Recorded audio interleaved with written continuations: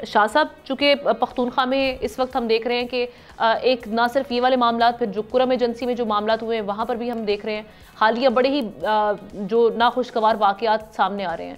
کس طرح سے نمٹا جائے گا؟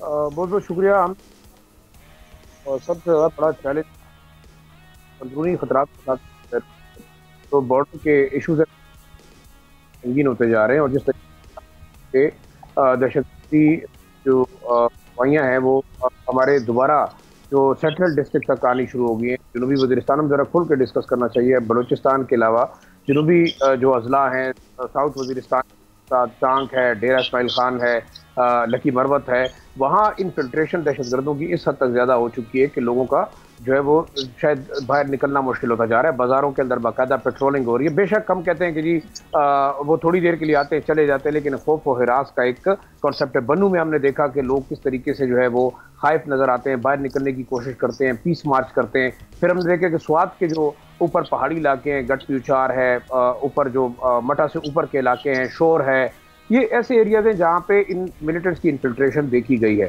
اور آج دیکھیں ایک بڑا جو دہشت گردی کی جو انفلٹریشن کا واقعہ ہے وہ پاکستانی سیکیورٹی فورسز نے فائل کیا نارتھ وزیرستان کے بارڈر کے اوپر. یہ میرے خیال میں اب دیکھا جائے تو اتنی بڑی باڑ لگی ہوئی ہے، سیکیورٹی فورسز موجود ہے، لیکن پھر بھی یہ دہشت گرد پاکستان کے اندر انفلٹریٹ کرتے ہیں، کیونکہ اب بھی ایسے انفریکوینٹڈ علاقے ہیں، بارڈر کے اوپر ان کی پناہ گاہیں موجود ہیں. کابل حکومت جو ہے وہ ان کو نہ تو ایڈریس کر سکی ہے، نہ ان کو ٹارگٹ کر سکی ہے، نہ ان کو ٹارگٹ کرنا چاہتی ہے.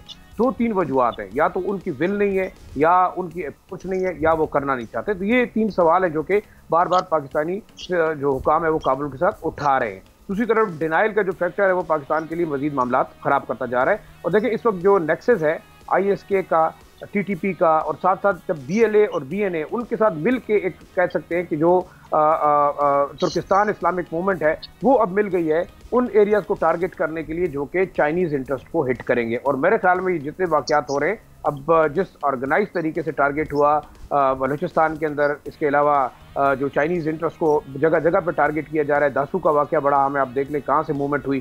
تو میرے خیال میں یہ تمام چیزیں ایسی ہیں کہ جو پاکستان کا جو اس وقت اکنامک بوم یہاں پہ آ رہا ہے اس کو ٹارگٹ کیا جا رہا ہے. اب کیوں فائل ہو رہے ہیں اس میں میرے خیال میں اس بات کو اگر ذکر کیا جائے تو بےجانی ہوگا کہ ہماری جو سیاسی چپکلشیں ہیں مرکزی اور صوبائی حکومت کے درمیان، اس نے تمام چیزوں کو بالکل کہہ سکتے ہیں کہ سیبوٹاج کر دیا ہے. جو سیکیورٹی ایفرٹ تھی دہشت گردی کے خلاف وہ اس حد تک کامیاب نہیں ہو رہی. پولیس آپ کی جو ہے وہ بالکل ایک نیوٹرلائز فورس نظر آتی ہے. بالکل سیکیورٹی فورسز اور جو فوج موجود ہے وہ بارڈر کے اوپر وہ لڑ بھی رہی ہے، شہادتیں بھی دے رہی ہے، لیکن جب تک آپ اوور آل ایڈمنسٹریٹو نظام کو بہتر نہیں کریں گے میرے خیال میں یہ معاملات جو ہے وہ مزید خطرناک ہونے کی طرف جا رہے ہیں. اور آخری جو میں تھوڑا سا ایڈ کرنا چاہوں گا وہ یہ ہے کہ جو نیشنل ایکشن پلان ہے آپ کا وہ انکمپلیٹ رہا. آپ دہشت گردوں کے ٹھکانوں کو آپ نے کیا، دہشت گردوں کو ڈسلوج کیا، ان کو نکالا، لیکن اب وہ پھر آنے شروع ہو گئے ہیں. جو لانگ ٹرم ایڈمنسٹریٹو پلان تھا ریہیبلیٹیشن کا وہ کمپلیٹ نہیں ہوا.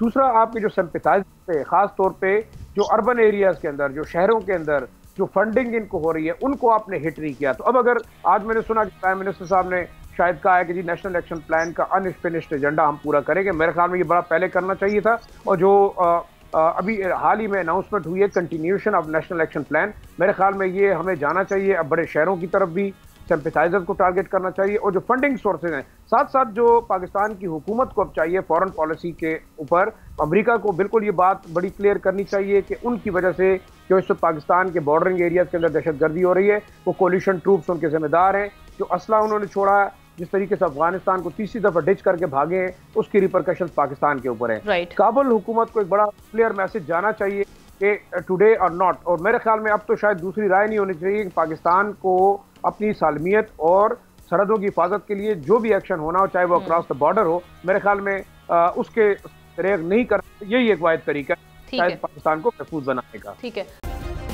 سبسکرائب کریں اور بیل دبائیں تاکہ کوئی خبر رہ نہ جائے.